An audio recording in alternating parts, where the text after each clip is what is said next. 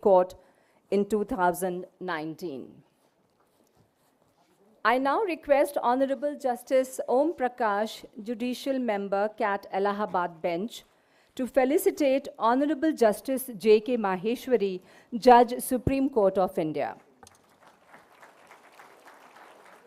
Born on June 29, 1961 in Jora district of Morena, Madhya Pradesh, he graduated with an arts degree in 1982, earned his LLB in 1985 and completed his LLM in 1991. He contributed extensively to judicial administration and reforms until 2019.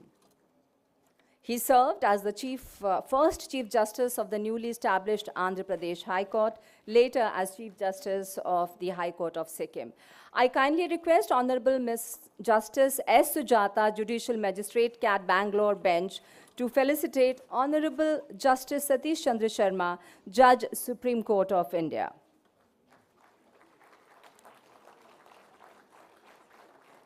Born on 30th November 1961 in Bhopal, Justice Sharma excelled early in education, graduating in science with distinction in 3 subjects and later securing his LLB degree with 3 university gold medals from Dr. Hari Singh Gaur University, Sagar. He was appointed as Additional Central Government Counsel in 1993 and Senior Panel Counsel in 2004. He served as Acting Justice of the Karnataka High Court, was later appointed as Chief Justice of the newly reorganized Telangana High Court. And now I request Honorable Justice Sunil Thomas, Judicial Member, CAT Ernakulam, to felicitate Honorable Justice Prasanna B. Varale, Judge, Supreme Court of India. Justice Varale began his illustrious legal career at the Aurangabad bench of Bombay High Court, training under the renowned Sri Satya Narayan Loya and gaining expertise in both civil and criminal law. In October 22, he assumed charge as Chief Justice of the Karnataka High Court, and on 25th January 2024, he was sworn in as a judge of the Supreme Court of India. I now request Honorable Justice Narendra K. Johri, Judicial Member, CAT Patna Bench, to felicitate Honorable Justice Vijay Bishnoi, Judge, Supreme Court of India. Born in Jodhpur in 1964, Justice Bishnoi began his legal career in 1989. Over the years, he represented a wide range of institutions, including the central government, various departments of the government of Rajasthan, BSNL, BPCL, universities, and cooperative banks. He was elevated as a judge of the Rajasthan High Court in 2013. I now request Honorable Justice Rajiv Joshi, Judicial Member, CAT Allahabad Bench, to felicitate Honorable Dr. Jitendra Singh, Minister of State, Independent Charge, Prime Minister's Office, and also holding charge of the Ministries of Science and Technology, Earth Sciences, Personal Public Grievances and Pensions, Atomic Energy and Space. Dr. Jitendra Singh is a remarkable leader whose journey in itself is an inspiration. Hailing from the hilly districts of Doda in Jammu and Kashmir, he rose through dedication, scholarship, and service to become one of the most respected voices in public life today. A professor of medicine, prolific researcher, and renowned author, he has contributed over 5,000 articles, 5 books, and path-breaking research, including pioneering work on stress-induced diabetes among Kashmiri migrants, a study later acknowledged by the World Health Organization. I now kindly request Honorable Justice B.K. Srivastava, Judicial Member, CAT Bangalore Bench, to felicitate Honorable Shri Arjun Ram Meghwal, Minister of State, Independent Charge. Shri Meghwal's journey is truly inspiring, from a distinguished career in the Indian Administrative Service in Rajasthan to becoming a 4-time Member of Parliament from Bikaner since 2009. In Parliament, he has held several important responsibilities. He served as Chief Whip of the BJP in the Lok Sabha and Chairman of the House Committee from 2014 to 16. I kindly request Learned Shri Ajesh Luthra, President CAT Bar Association, to felicitate Learned Shri R. Venkataramani, Attorney General of India. Enrolling with the Bar Council of Tamil Nadu in 1977, he soon made his mark in the Supreme Court of India, joining the chambers of the eminent Pavani Parmeshwara Rao. In 1997, he was designated a senior advocate by the Supreme Court, a recognition of his legal acumen and deep commitment to justice. Honorable Shri R. Venkataramani has appeared in several landmark matters, including acting as a court receiver in the Amrapali case and representing parties in the Hijab Row case. And finally, I kindly request Honorable Shri R.N. Singh, Judicial Member CAT Principal Bench, to felicitate Honorable Justice Ranjit More, Chairman CAT.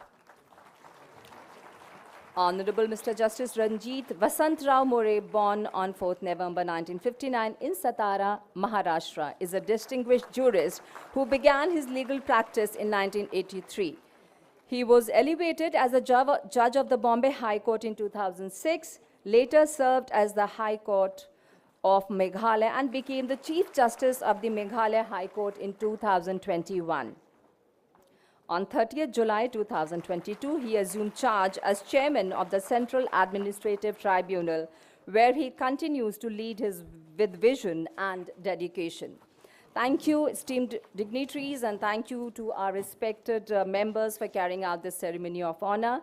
Ladies and gentlemen, please join me in the warm round of applause for all our distinguished guests. It is now time to formally commence our inaugural session. To deliver the welcome address, I have the honor of inviting Honorable Mr. Justice Ranjit Vasant Rao More, Chairman, Central Administrative Tribunal.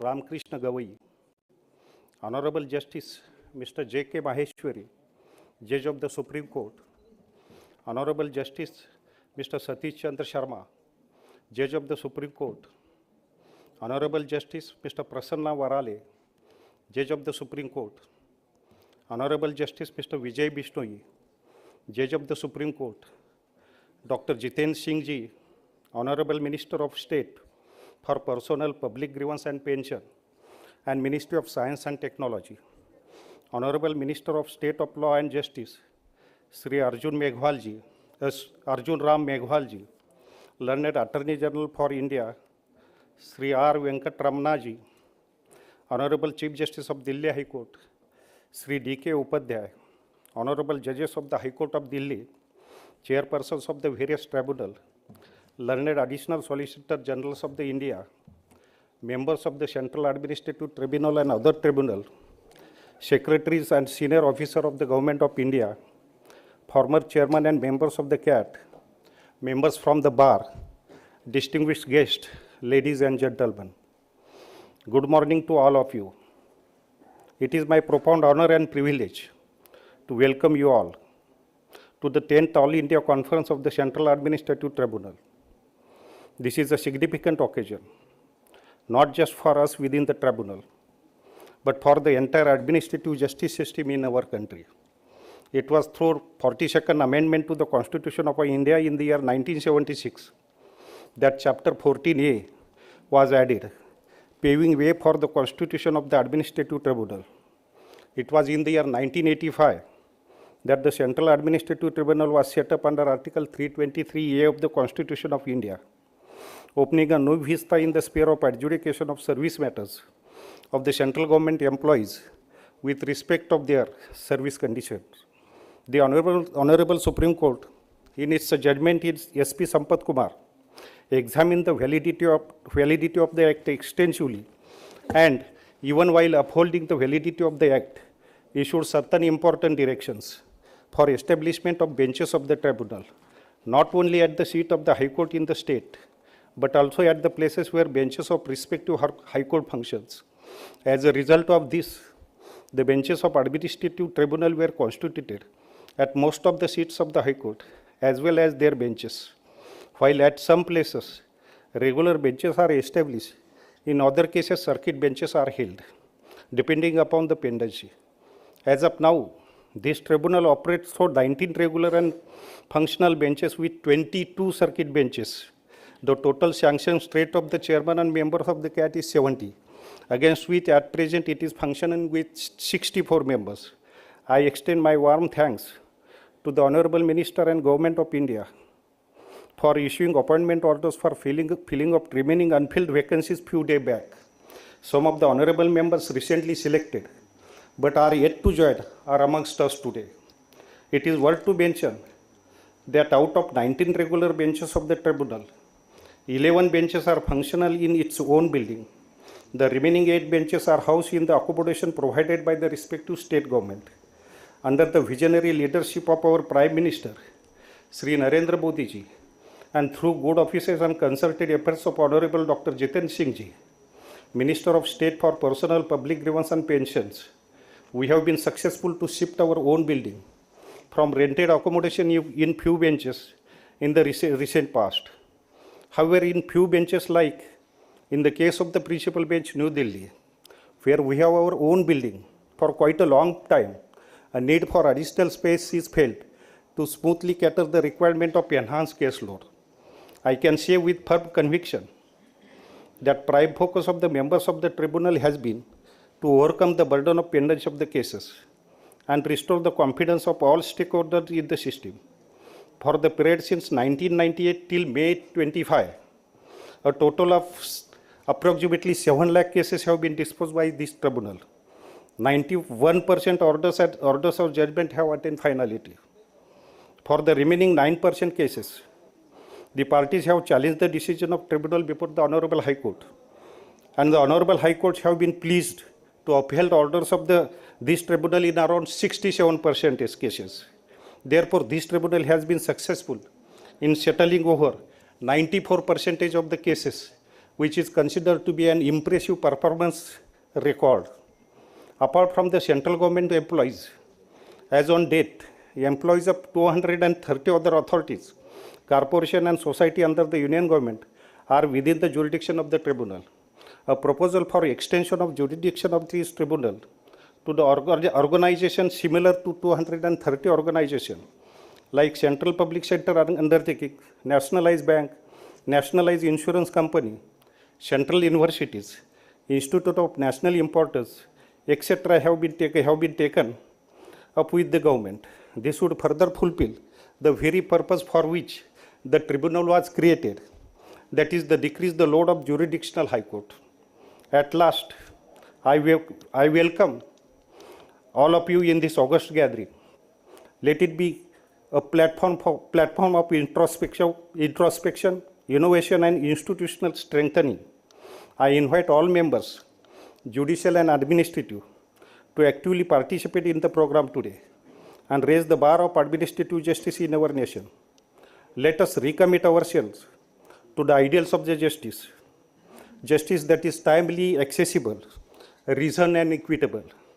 On behalf of the entire tribunal fraternity, I extend my heartfelt gratitude to Honorable the Chief Justice of India, the Honorable Judges of the Supreme Court, Honorable Ministers of the Union Government, Attorney General of India, Honorable Chief Justice and Judges of the Delhi High Court, Chairpersons of the Tribunal, Additional Solicitor Generals, members of the Bar, other dignitaries, for their august presence here today.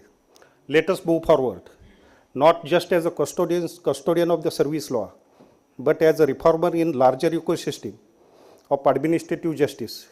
Thank you. Jai Hind. Thank you, Honorable Justice More, for those gracious words and for setting the tone for this conference. We now have the privilege of hearing from the nation's foremost legal advisor, a jurist of extraordinary depth and wisdom, Sri R. Venkataramani, Attorney General of India. With over 4 decades of distinguished practice, he has appeared in some of the most significant constitutional and public law cases, contributed to environmental and human rights jurisprudence. Please welcome them. Honorable the Chief Justice, Judges of the Supreme Court, and very distinguished audience, and when two ministers and the creamy layer of the Supreme Court of the dais, I suppose many things get resolved. And walking an extra mile is always said to be a good way to do it. And I thought, let me walk this little extra mile to greet all of you on an occasion like this. 39 years ago, the idea of having a tribunal was conceived, and much before that. It's important to notice that we have come a long way from breaking ground from the English understanding of tribunals. And in 1950s, early 50s, whether under Article 136, we will have a specially petitioned against the Industrial Tribunal, Supreme Court was grappling with those issues. For good, I think we have put all that ideas to rest. Tribunals, for all practical purposes, are courts. Let us no longer, be concerned about that issue. And if they are courts of an important element of our administration of justice. Having said that, I remember in '86 when the tribunal was set up, I see in my presence in the front row many leading lawyers who have practiced in the High Court and in the tribunal, with many of whom had jostled shoulders, and the contribution which we are trying to make to the emerging jurisprudence of service law in our country. We had tall judges like Chief Justice Madhav Reddy, and I remember those days when the idea whether tribunal will really grow at all. We have a lot of doubting Thomases. I think those doubting Thomases have been laid to rest. We no longer have those among them. And good that we keep on celebrating the emergence and the birth and the growth of tribunals in our country, notwithstanding the fact that we still have some problems. Problems are always there. No court, no institution grows without problems. We have problems of infrastructure, we have problems of appointment of judges, so on and so forth. But that's besides the point. And recently when I was asked to look into the Tribal Reforms Act, and we've been series of discussion at the executive level and also among the practitioners, these are some common issues. I suppose it's important for us to go beyond these issues and to understand that how to strengthen this tribunal in order that, number one, the selection, the appointment gets into a quality set of people who are coming into the institution. With quality comes equipment and integrity. With equipment and integrity comes fruitful outcomes. What else do you want? And I suppose we're all wedded to this idea of ensuring that tribunals are firmly rooted. The tribunals play an important part in the administration of justice in our country, and we have the Supreme Court and the High Courts playing an important role in ensuring they function with the broad parameters of our constitutional outlines. I don't think we need also to get into the question of judicial review versus lack of judicial review. All that I think will get settled over a period of time. What is important is within the broad constitutional parameters, will the tribunal be strengthened to ensure the justice delivery system is comfortable, is full of certainty, and it doesn't admit of all those doubts we talk about, whether there is extraneous factors which enter and corrode the administration of justice issues. Once we take care of quality, I suppose everything else will be taken care of.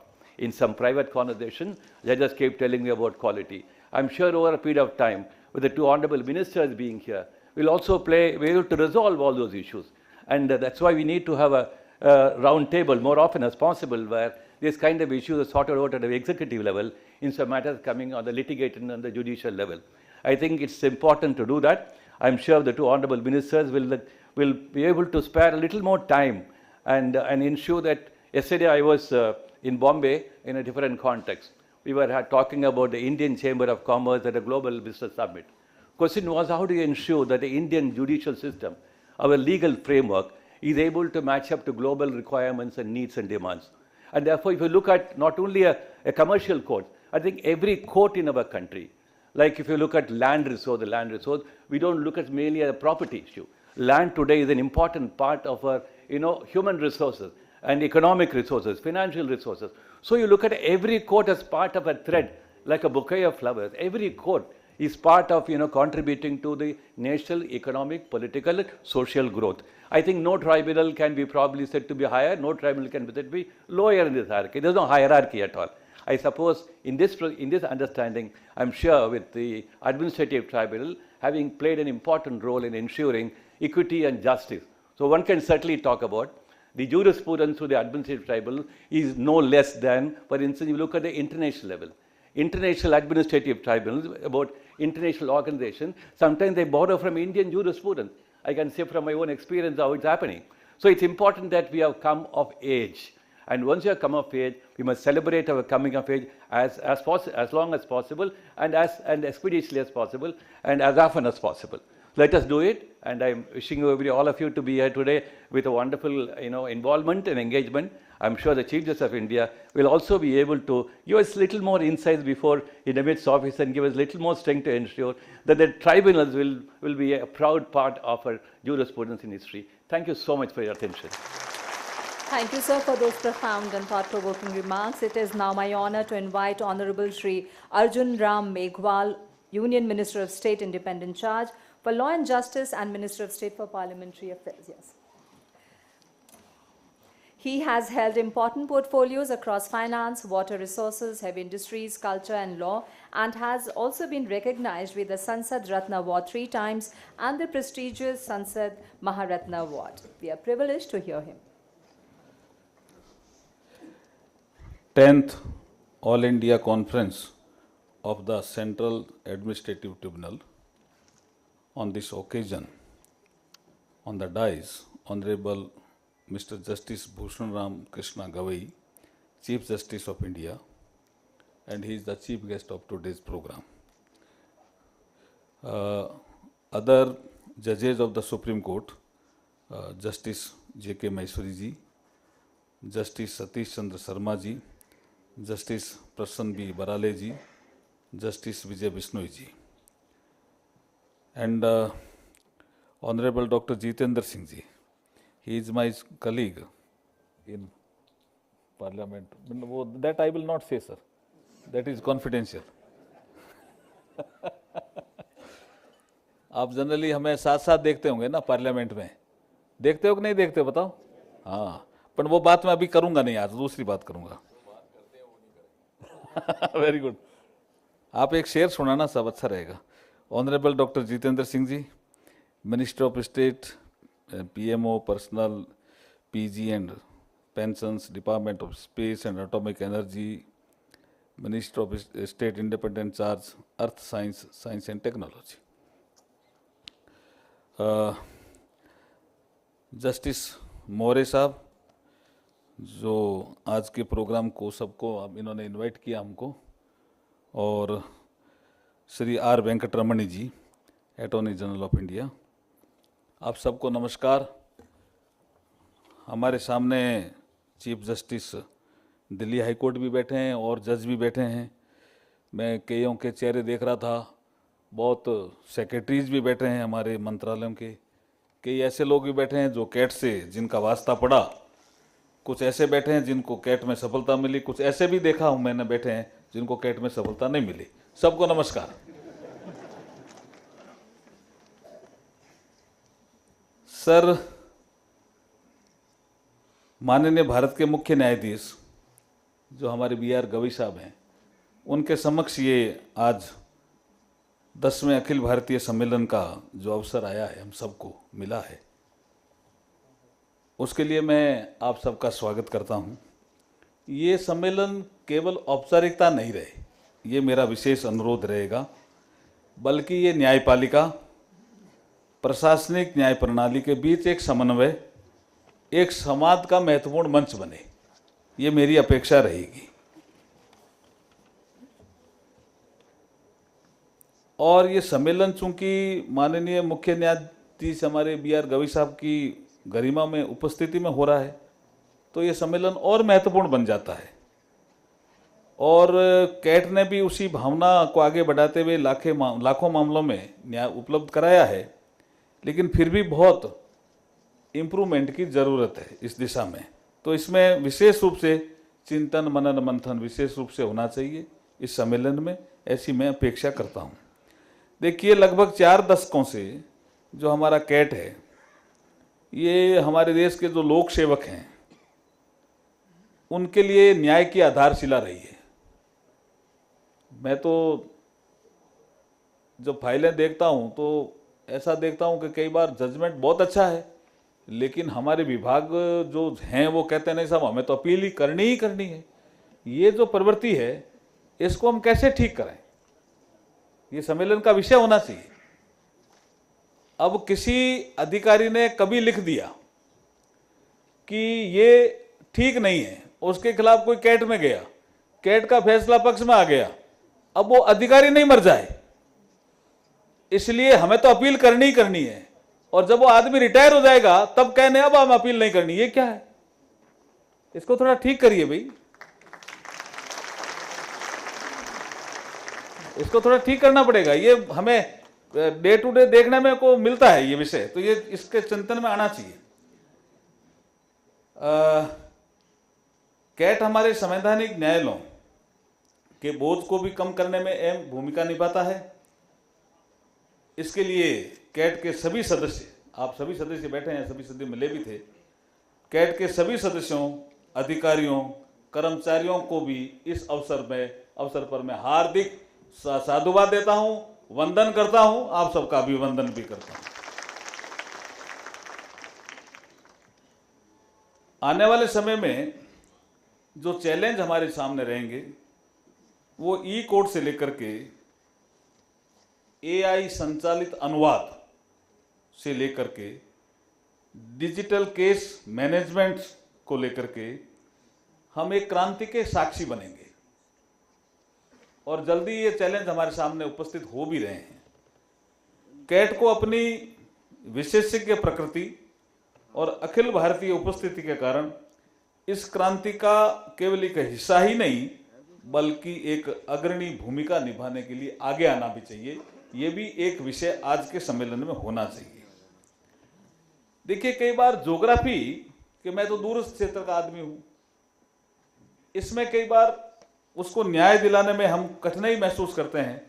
तो आने वाले समय में ई filing, virtual hearing, digital repository, ये केवल सुविधाएं नहीं है, ये न्याय का लोकतंत्रीकरण करने के शक्तिशाली साधन भी है। और हमें ये सुनिश्चित करना है कि ज्योग्राफी अब न्याय के मार्ग में बाधक नहीं बनेगी, ये हमें सुनिश्चित करना है। आज के सम्मेलन में मुझे लगता है यही सभी चीजें आपके समक्ष आने वाली है। मैं पुनः हम एक ऐसे भविष्य की कल्पना करें जहां केंद्रीय प्रशासनिक अधिकरण दक्षता, पारदर्शिता और नवाचार के लिए एक वैश्विक मानक बन जाए।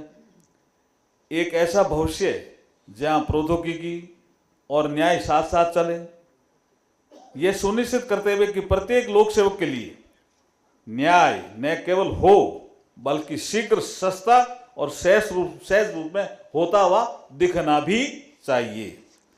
मुझे पूर्ण विश्वास है कि भारत के मुख्य न्यायाधीश जी के मार्गदर्शन और यहाँ उपस्थित सभी लोगों के सामूहिक ज्ञान और संकल्प से हम इस दृष्टि को वास्तविकता में बदल देंगे। मैं ये भी कहना चाहूँगा कि न्याय की सबसे बड़ी पहचान उसकी तेजी, पारदर्शिता और निष्पक्षता है। हमें मिलकर ये सुनिश्चित करना होगा कि प्रत्येक सरकारी कर्मचारी को, चाहे वे किसी भी स्तर का हो, न्याय प्राप्त करने में अनावश्यक देरी नहीं होनी चाहिए। मैं इस अवसर पर केंद्रीय प्रशासनिक अधिकरण के सभी माननीय अध्यक्षों, सदस्यों और कर्मचारियों को साधुवाद देता हूं, जिन्होंने अपने परिश्रम और समर्पण से इस संस्था को विश्वसनीय बनाया है। अंत में मैं यही कहना चाहूँगा कि न्यायपालिका और कार्यपालिका का ये साझेदारीपूर्ण प्रयास भारत को एक ऐसी न्याय व्यवस्था की ओर अग्रसर करेगा जहां न्याय केवल एक आदर्श न होकर प्रत्येक नागरिक के लिए सुलभ वास्तविकता होगा। जय हिंद। बहुत बहुत धन्यवाद। आभार। Thank you, sir, for those inspiring and insightful reflections. It is now my privilege to invite Honorable Dr. Jitendra Singh, Union Minister of State Independent Charge, Prime Minister's Office, Personnel, Public Grievances and Pensions, Science and Technology, Earth Sciences, Atomic Energy and Space. Please welcome Honorable Dr. Jitendra Singh. Thank you, Justice More, for placing this beneath my feet. With everybody around being taller in intellect, at least I can pretend to be physically taller now. Honorable Chief Justice of India, Mr. Justice B.R. Gavai, Honorable judges of the Supreme Court, संसद में हमारे वरिष्ठ साथी, हमारे घनिष्ठ मित्र और लोकप्रिय नेता, धरती से जुड़े हुए ऐसे आदरणीय भारत के कानून मंत्री श्री अर्जुन राम मेघवाल जी, Honorable Chairman of the Central Administrative Tribunal, Justice Ranjit More, Learned Attorney General of India, Honorable Chief Justice and Judges of the High Court, Honorable Members of the CAT, Learned Additional Solicitor Generals of India, Honorable Members of the Bar, distinguished guests, ladies and gentlemen. At the outset, I have to compliment you and also thank Chairman for making me a part of this very momentous occasion, the 10th All India Conference of CAT. And I have been a close witness to the manner in which Justice More has been very passionately preparing for this event. And in fact, for the last almost 6 months, he's been reminding me, if not 6 times a day, at least 6 times a week, that I have to make myself available in Delhi on the 19th of September, on the 20th of September. So that's the manner in which he's been totally involved in this, with his heart and mind in this. When I saw around, my first thought was that in this galaxy of learned gathering, I am possibly the only odd one, in the sense that I am neither a member of judiciary, nor a law-knowing person, nor even qualified or eligible to be a member of a CAT bench. Something which Arjun ji can be. क्योंकि जैसे उनका परिचय पढ़ रहे थे कि वो पूर्व सिविल सर्वेंट हैं और कैट के एडमिनिस्ट्रेटिव मेंबर बन सकते हैं, लेकिन हम तो उसके भी काबिल नहीं, और इसलिए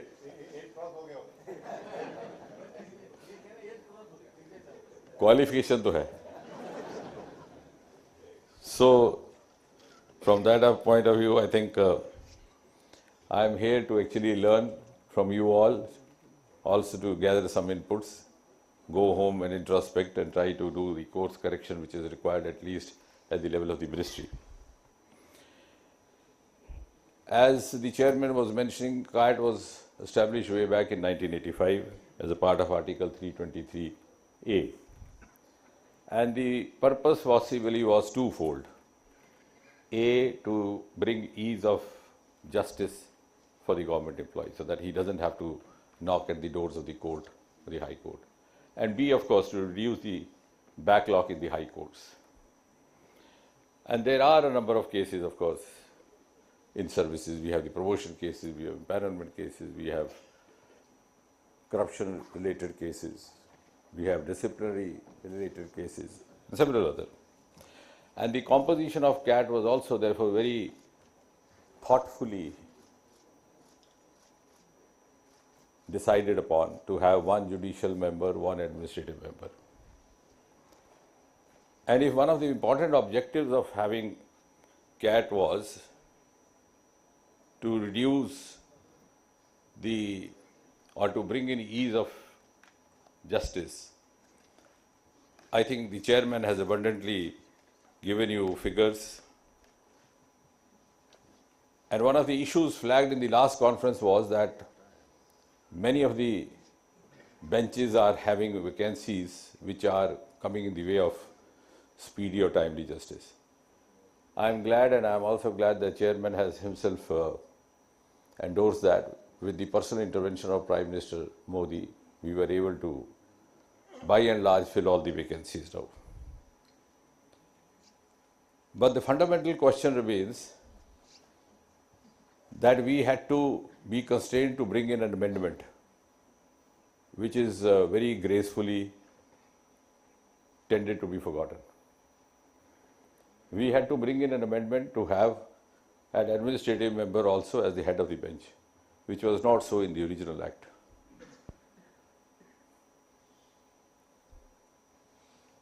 And I don't know why we had to do so, because many of the benches didn't have a person to head.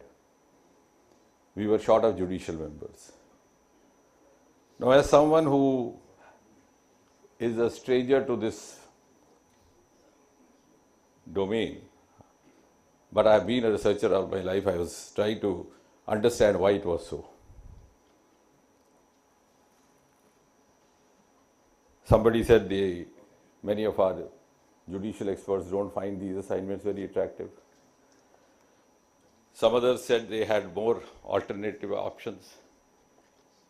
Some said there were also other much more lucrative avenues awaiting them. अब ज़्यादा बात कर नहीं सकते क्योंकि जजेस के आगे ज़्यादा बात करो तो जजेस जल्दी खफा हो जाते हैं.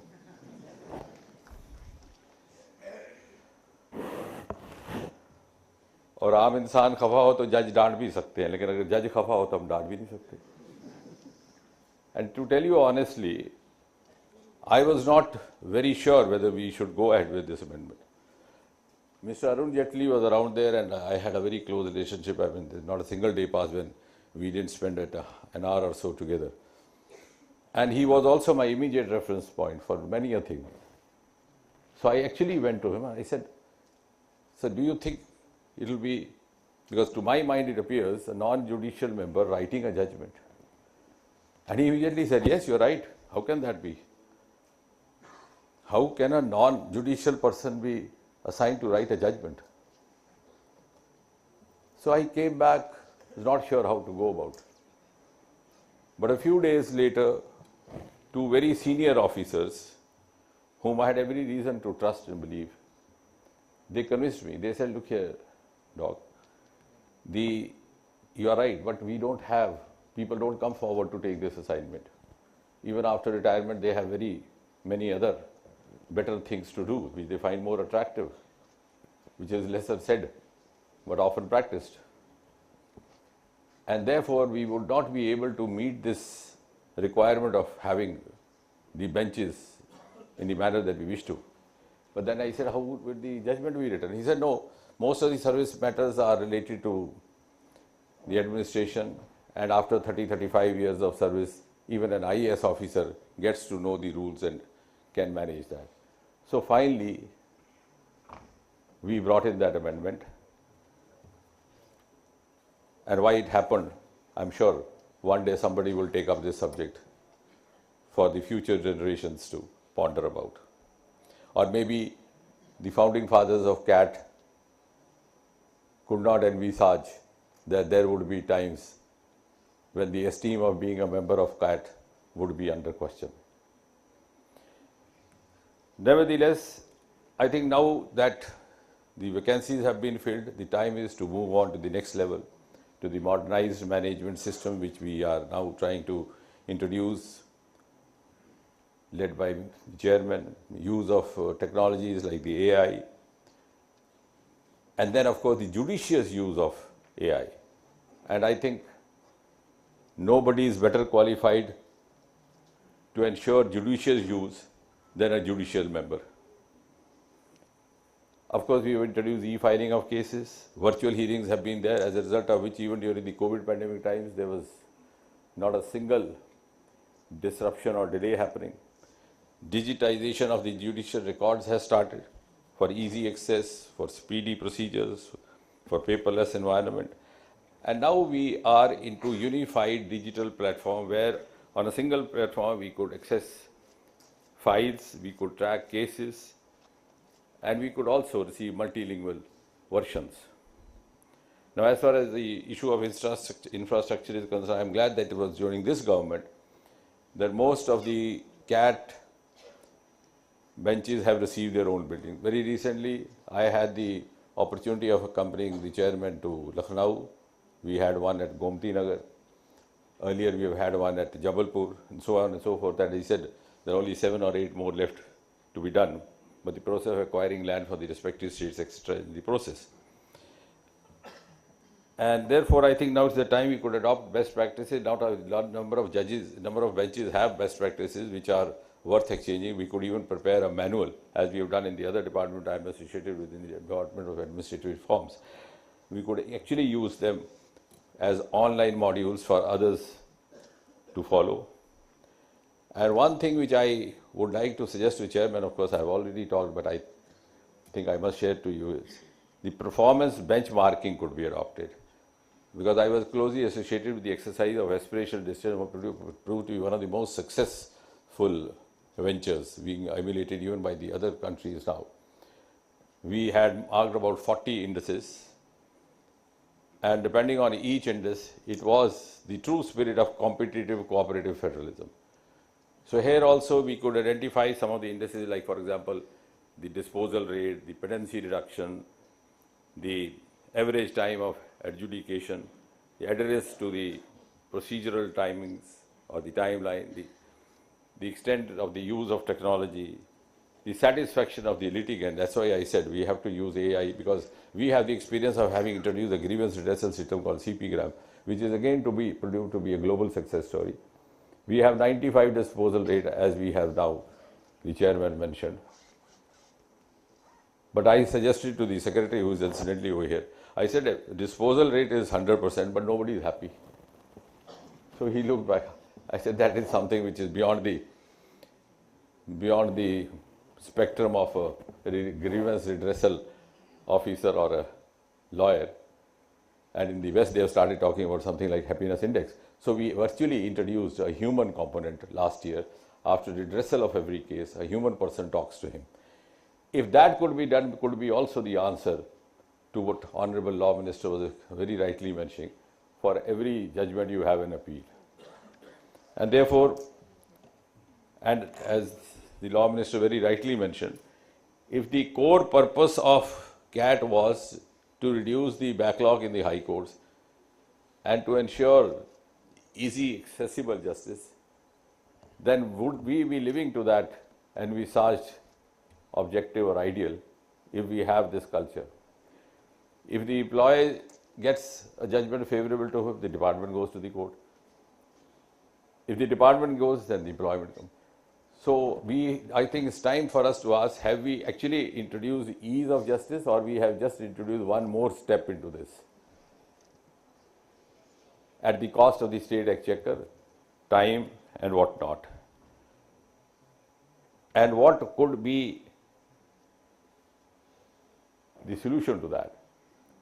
Do we need some checks? Do we need some embargoes? Do we need some kind of a code? Because this is something which comes up every conference. And again, we are at same.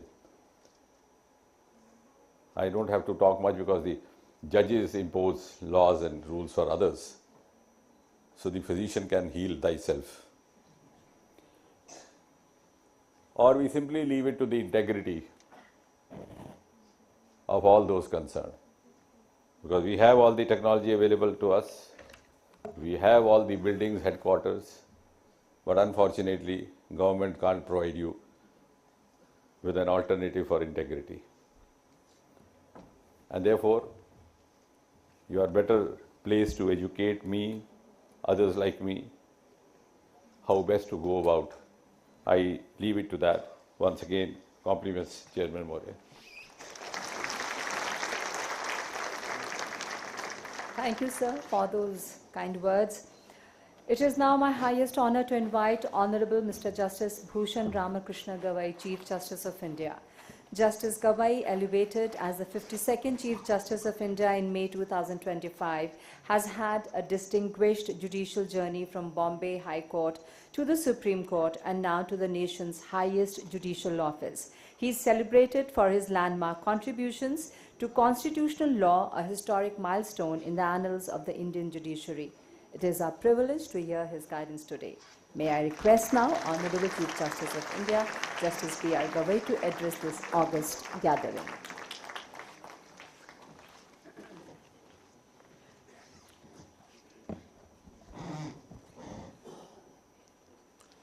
My esteemed colleagues from the Supreme Court, Justice Maheshwari, Justice Satish Sharma, Justice Prasanna Varade, Justice Bishnoi, Honorable Shri Arjun Ram Meghwal ji, the Union Minister of State for Law and Justice, Dr. Jitendra Singh ji, Minister of State, Minister of Personnel, Public Grievances and Pensions, Honorable Justice D.K. Upadhyay, the Chief Justice of Delhi High Court and all the other colleagues from the Delhi High Court, Shri Venkatramani, the learned Attorney General for India, and the learned Additional Solicitor Generals present in the audience, Honorable Shri Justice Ranjit More, Chairperson of the Central Administrative Tribunal, and all the other chairpersons and members of the state administrative tribunals, as well as the members of the Central Administrative Tribunal, Justice Menon, the Chairman of the Armed Forces Tribunal, Justice Mishra, Chairman of GST Tribunal, Justice Sanjay Yadav, the Member Lokpal, Srimati Anju Rathi Rana, the Secretary Law, and the other secretaries present here, the President and Office Bearers of the Central Administrative Tribunal Bar Association. I see quite a large number of the senior advocates from the Supreme Court, as well as the other lawyers from the Supreme Court, the members of the staff, the registrars, and dear friends. A very good morning to all of you. I am delighted to address you all today at the inauguration of the Central Administrative Tribunal Conference 2025. As a matter of fact, it's a personal pleasure for me to be here. The chairman of the CAT, Justice More, and me started practice together around 41 years back at Bombay. Our another friend, Mr. Alparam Radkani, the former Additional Solicitor General and Senior Advocate, is also present amongst the audience. And our friendship for last 41 years is as it is till today. And when he was the Chief Justice of the Meghalaya High Court, I had also visited the beautiful Chief Justice's house in the Meghalaya, wherein I think many of us have had the pleasure of hospitality. Let me begin with congratulating the Central Administrative Tribunal for envisioning this conference, where chairpersons and members of all the central as well as the state administrative tribunals can come together and discuss the working of the tribunal and the challenges they face, and brainstorm solutions to enhance efficiency and accessibility. The spirit of collaboration and problem solving which will guide this conference was also the guiding force for the enactment of the Administrative Tribunals Act 1985. This act was intended to establish bodies that would ease the burden of the courts by dealing with the service matters. As a result, these tribunals were designed to improve efficiency and access to justice for government officials. The Central Administrative Tribunal has worked tirelessly to achieve this goal in the 4 decades since its inception. CAT's disposal rate bears testimony to its sustained efforts in ensuring improved access to justice. For instance, the Law Commission in its 272 report has highlighted that CAT had achieved a disposal rate of 94% compared to the number of cases instituted annually. CAT also maintained an admirable disposal rate of 91% between 2015 to 2019. A look at the current disposal and pending case status on CAT's website also reveals that CAT has disposed of nearly 4 lakhs of the 6 lakh cases instituted in the tribunal so far. These numbers reflect the immense effort, discipline, and dedication that have gone into making of tribunal a functional and a responsive institution. Yet, while it is important to celebrate these achievements, it is equally crucial to acknowledge that statistics cannot be a sole measure of justice. Other factors such as consistency, transparency, and public faith must also be considered. We must therefore also reflect on the continuing challenge of pendency. Despite commendable disposal rates, pendency of administrative tribunal remains a significant concern, as it is so even with the pendency in the courts. The Law Commission reported that as of July 2017, more than 44,000 cases were pending before CAT. This number has grown significantly over time, with over 1 lakh cases currently pending at the CAT and numerous other pending at the state administrative tribunals as well. Another persistent problem in this regard is with multiplicity of appeals which arises from the tribunal's decisions. The Honorable Law Minister referred to it, and we come across various matters when even after the concurrent findings of the Central Administrative Tribunal and the High Courts, still appeals are filed, SLVs are filed before the Supreme Court. Some of the learned additional Solicitor Generals are present in the court and they know what my approach is to. But in every matter, and therefore, as suggested by the Honorable Law Minister as well as Shri Jitendra Singh ji, and because always the bureaucrats are afraid of taking any risk and they want to pass on the work to the courts. But if you can have some central agency to filter as to whether really the matters deserve to be appealed or not, that will greatly reduce the pendency of the matters before the court. As all of us know that the central government is the biggest litigant before the Supreme Court as well as the High Courts. And if a nodal agency, because I had practiced, my colleague Justice Amri is also present here, when I was in Nagpur, we had issued directions that in every department and every collector office, there should be a nodal officer who should scrutinize as to whether the matters deserve to be appealed or not. If I think such filter is used, it will greatly help in reducing the pendency of the matters. Although citizens' right to appeal is the cornerstone of justice, this process often results in the lengthy litigations, spanning years, therefore undermining the purpose of establishing tribunals. Delay in the adjudication process before administrative tribunals has consequences that extend far beyond statistics. In numerous instances, the government officials and officers reach the age of retirement before their cases are finally resolved. No doubt that it is true that even after retirement, the post-retirement benefits, that is the monetary benefits, can still be granted, but the prolonged uncertainty and delay create significant professional and personal challenges. This is a problem that demands urgent attention and systematic effort. In order to address this issue, there is a need for a greater consistency in the tribunal's rulings and increased transparency in their functioning. A citizen who approaches a tribunal must feel that the decision rendered is a well-reasoned. This consistency is as much a product of institutional culture as it is of structural reforms. As is widely said, that the reasons are the live link between the consideration and the result. The administrative tribunals are unlike courts in that they occupy a unique space between the executive and the judiciary. Many of their members come from administrative services, while others come from the judiciary.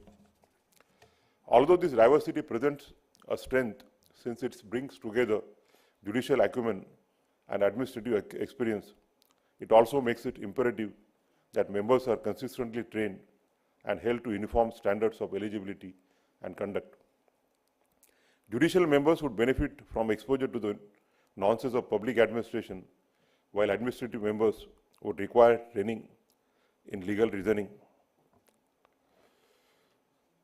I may not be taken, because nowadays you don't know what you say and what comes in the social media.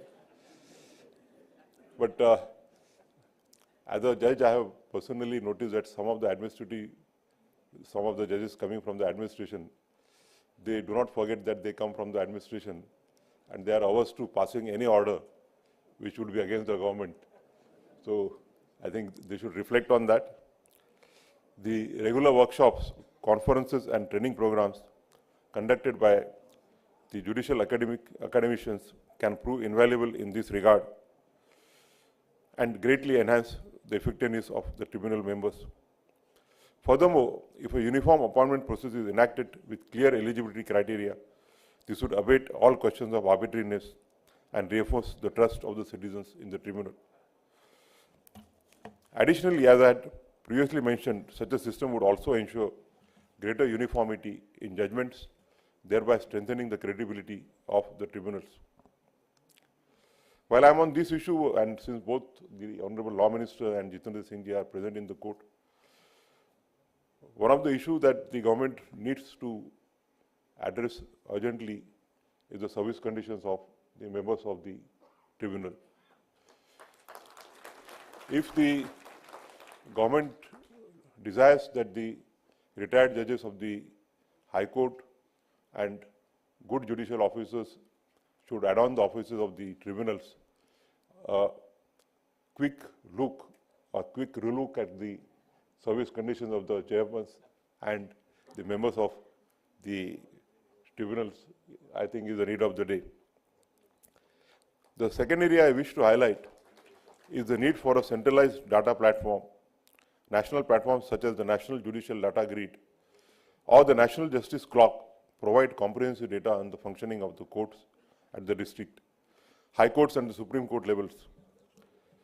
These details include case filings, disposal and pendency data. However, no such database exists for the tribunals.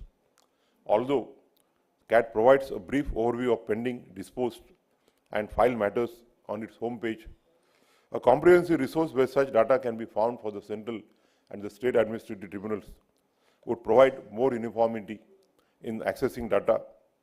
Additionally, it would also empower litigants to track their cases with greater ease. Such uniformity in data will also foster a culture of comparability amongst the tribunals, allowing policymakers, researchers, and the court to identify best practices as well as areas which may require urgent attention. Such a database where tribunals regularly update the status of each case reviewed by them would also greatly improve the tribunal's sense of accountability and transparency. The Honorable Minister for Personnel and Public Grievances and Pensions has already flagged about the issue of the technology and the AI. In the Supreme Court, we are using AI for categorization of the cases as well as for translating the judgments in around 17 languages so that the litigants know what is written about their case. One crucial aspect that I would also like to discuss about the conduct of the judges, the judicial officers, and also the quasi-judicial officers. As many of you must be knowing that in the All India Judges case, we have now reintroduced the requirement of a practice of 3 years for the law graduates to be eligible for the examination of the JMFC. We had done so after we collected the data from all the states as well as all the high courts. And it was noticed that the fresh graduates who did not have any experience of the or exposure to the court, they would, the chair would go to their head on the very first day and they would browbeat or ill-treat the lawyers with the standing of 40 years and 50 years. And therefore, we thought that it was necessary that the candidate, before appearing for the examination, must be exposed to the nonsense of the court practice and procedure. Recently, we also noticed that due to the conduct of some of the judges, there is a discontent in the bar. I had read a newspaper item or on a Google wherein, because of one judge in one high court, I won't name the judge and I won't name the high court, a young lawyer was so browbeaten that he became unconscious in the court. As judges, we must also accept a position that both judges as well as the lawyers are like two wheels of the golden chariot of justice, none superior, none inferior. Unless both the judges and the lawyers work in together, the institution of administration of justice, which exists for the last citizen of this country, cannot function properly. As the judicial officers, as the judges, as the members of the tribunal, we wield immense power, but we must carry this power with the utmost humility and responsibility. All litigants who appear before us do so with the faith that they will receive justice before us, and therefore our judgments should not be colored. I urge everyone to honor this responsibility, not just within the official spaces, but outside as well. In many ways, our roles are those of a leader. We will shape the lives of several thousands of citizens through the outcomes that we determine, thereby also affecting the faith of the citizens in the country's judiciary. Thus, in our capacity as the judicial or quasi-judicial officers, we must remember Martin Luther King's words, and I quote, "We need leaders not in love with money, but in love with justice. Not in love with publicity, but in love with humanity. Leaders who can subject their particular egos to the pressing urgencies of the great cause of freedom." As we reflect on these themes, I encourage you not to see them as criticisms, but as an opportunities which can inspire change. They are points for collective reflection so that we may come up with innovative solutions to strengthen the tribunal system. The Central Administrative Tribunal and its counterparts in the states have already played a transformative role in reducing the burden of courts and in improving access to justice for countless citizens. We must now build on that legacy and further strengthen it. I am confident that the deliberations at this conference will produce valuable insights. It is my hope that today's conference will help us improve the legitimacy of tribunals in the eyes of the people. I hope the discussions in this conference prove enriching and that each of you returns with renewed energy to carry forward this work of strengthening our institutions. I would again thank my dear friend, Justice Ranjit More, for inviting me to inaugurate this conference. As a matter of fact, we were scheduled to go to Bikaner, but then we changed our program and we abided by command of Justice More, and from here the Honorable Law Minister and Justice Bishnoi and I will be from the Bharat Mandapam will be going to the sand dunes of Bikaner. So thank you very much. I wish you all the best for today's day-long conference. Thank you. Thank you, sir, for those profound words that will inspire and guide us all. To bring this inaugural session to a close, may I now invite Honorable Mr. Justice R.N. Singh, Judicial Member, Central Administrative Tribunal, Principal Bench, to deliver the vote of thanks.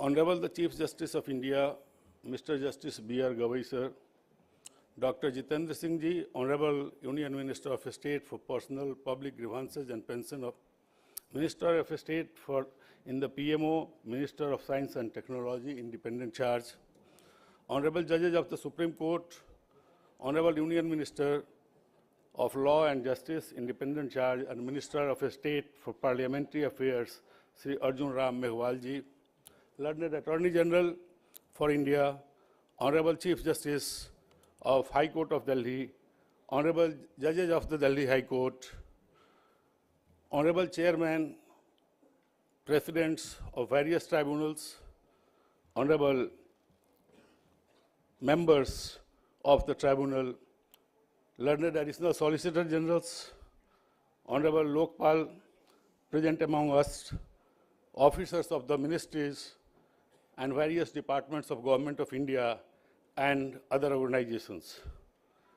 Honorable members from the bar, distinguished guests, ladies and gentlemen. Namaskar and a very good afternoon to all of you. I feel immensely privileged and honored to extend a heartfelt thanks on behalf of the Central Administrative Tribunal on this momentous occasion of our 10th annual conference held at this grand venue of Bharat Mandapam. At the outset, I express our deepest gratitude to the Honorable Chief Justice of India, Sri Gavai Sirji, for gracing this occasion with his august presence. Sir, your kind presence amidst us has added to the stature of this conference. Your kind words of wisdom will not only encourage and motivate us, but will also serve as inspiration to rededicate ourselves in the cause of justice. I would like to extend thanks to you for delving upon various dimensions associated with judicial work. I'm sure it will serve as a guiding light in strengthening the institution of administrative justice in our country.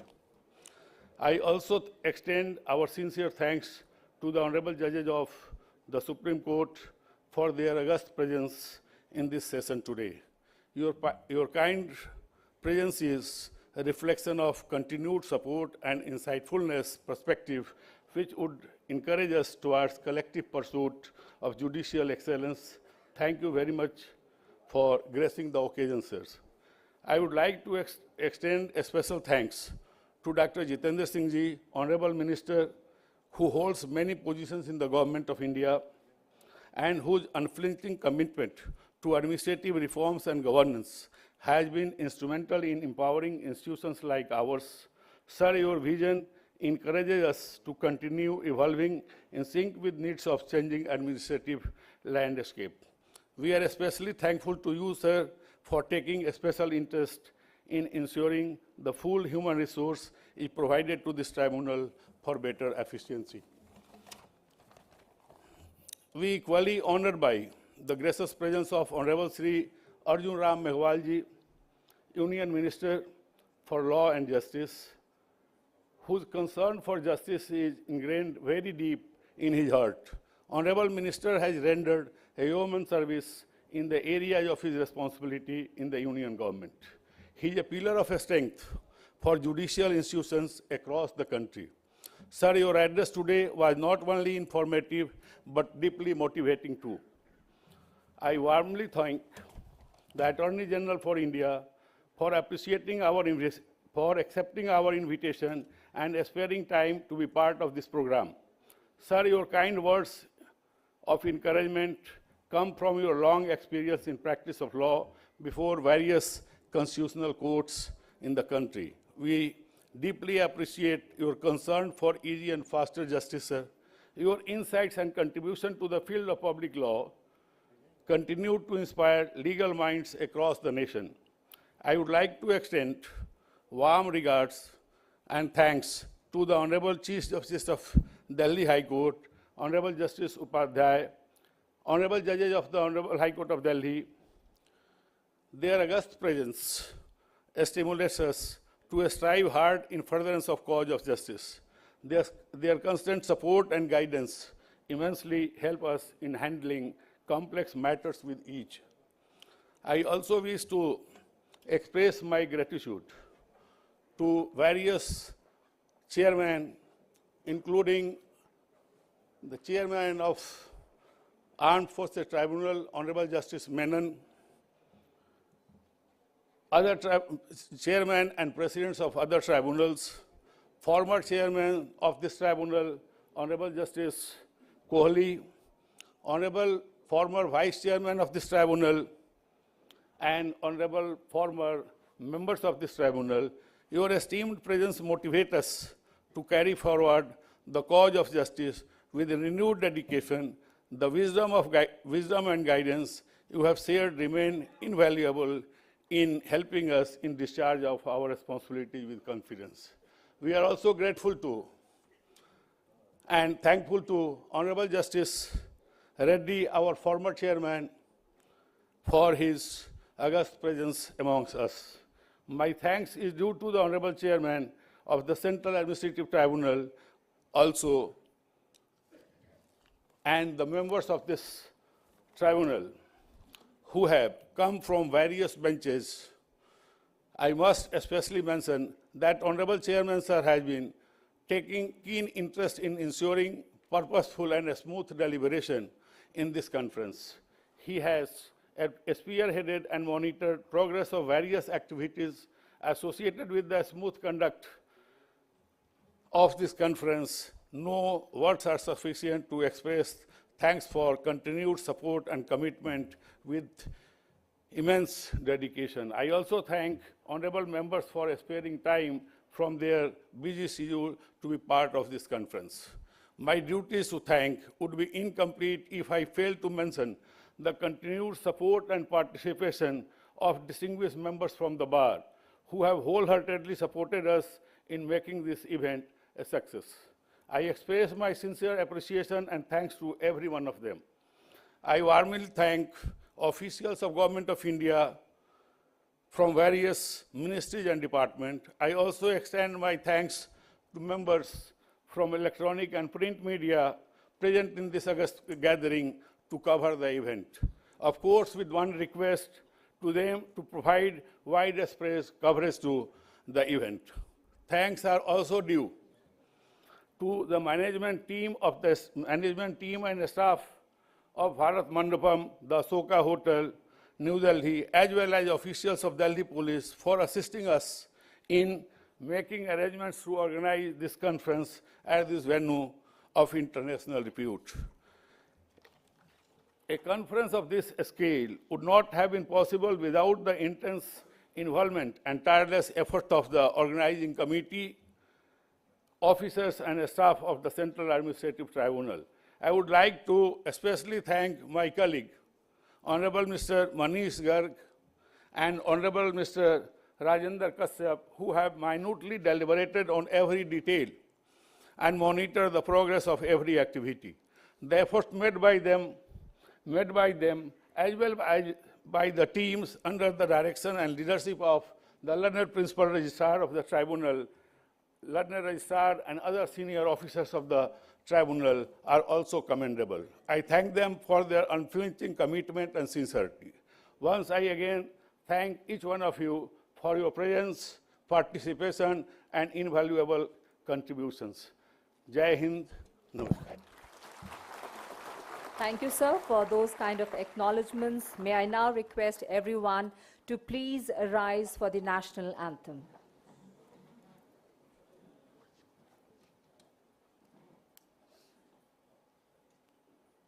Jana Gana मन अधिनायक जय हे भारत भाग्य विधाता पंजाब सिंध गुजरात मराठा द्राविड उत्कल बंगा विंध्य हिमाचल यमुना गंगा उच्चल जलधि तरंगा तव शुभ नामे जागे तव शुभ आशीष मांगे गाहे तव जय गाथा जन गण मंगलदायक जय हे भारत भाग्य विधाता जय हे जय हे जय हे जय जय जय जय हे.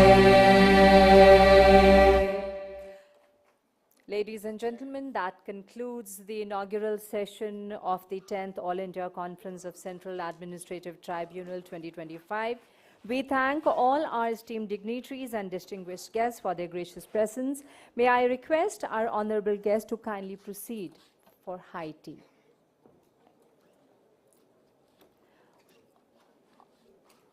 और मैं अन्य सभी लोगों से अनुरोध करती हूँ कृपया इस द्वार से भी हम जा सकते हैं और उस तरफ जलपान का प्रबंध है. धन्यवाद.